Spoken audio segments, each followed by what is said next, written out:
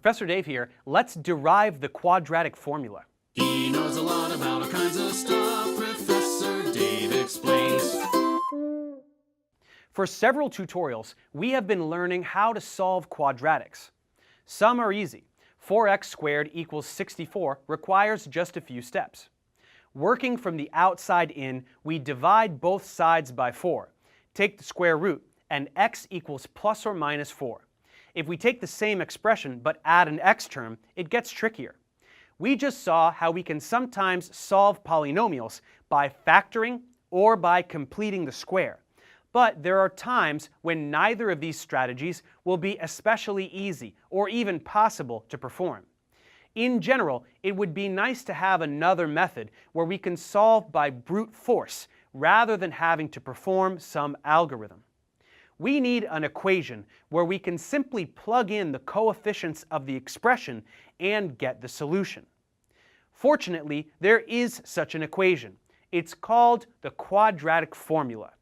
But instead of simply looking at it, let's derive the equation, as derivations always help us appreciate the beauty of math that much more.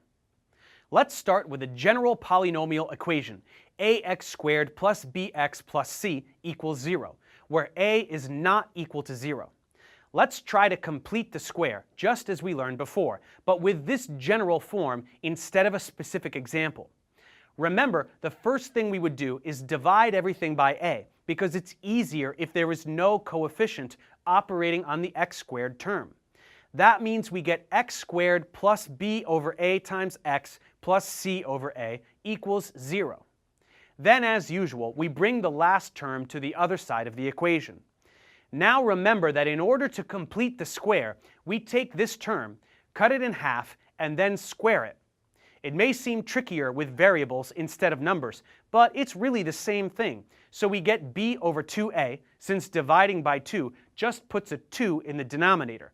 And then squaring gives us b squared over 4a squared. This term will be added to both sides.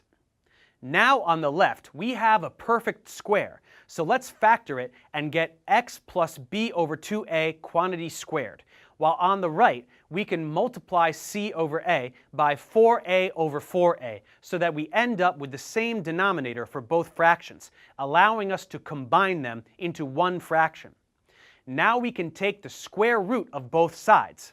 For the left, that just gets rid of the exponent. On the right, instead of one big radical, we can put 1 on the numerator and 1 on the denominator. The numerator can't be simplified, so let's leave the plus minus there. But the denominator is a perfect square, so we can change that into 2a. Now we just subtract this term on the left from both sides to get x alone. Recognize that these have the same denominator, so we combine them, and there we have it, the famous quadratic formula. Even though you just learned how to derive this, it is still a good idea to memorize it, so repeat after me. X equals the opposite of b plus or minus the square root of b squared minus 4ac all over 2a. The reason this equation is useful is that we can take any quadratic, plug a, b, and c into this formula, and it will spit out the solutions to the equation. Let's try one example now. X squared plus 2x minus 3.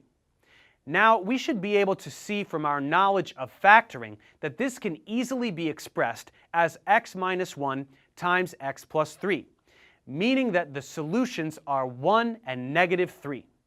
But let's plug the coefficients into the quadratic formula to make sure it works.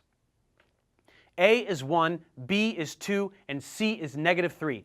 So let's just replace all of these variables with the corresponding numbers. Now we just simplify step by step.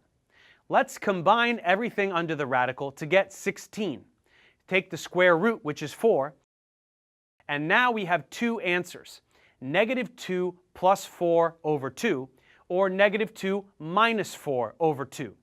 These give us 2 over 2 and negative 6 over 2, which is 1 and negative 3, so the formula works. There are analogous formulas for cubic and quartic functions, but they are pretty complicated, so we can just stick to this one for quadratics.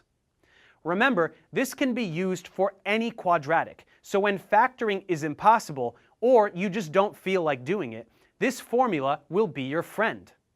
The arithmetic can get a little messy sometimes, and if you end up with a negative number for the discriminant, which is the b squared minus 4ac term under the radical, you will have to conclude that there are no real solutions to the quadratic, since we can't take the square root of a negative number. In such a case, you could express the solution using imaginary numbers, which we will learn about later.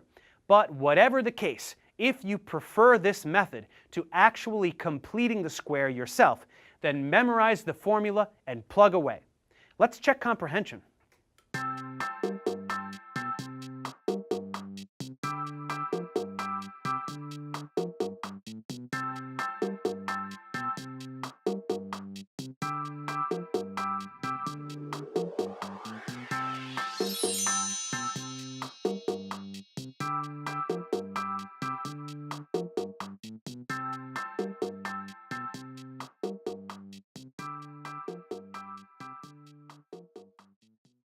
Thanks for watching, guys. Subscribe to my channel for more tutorials. Support me on Patreon so I can keep making content.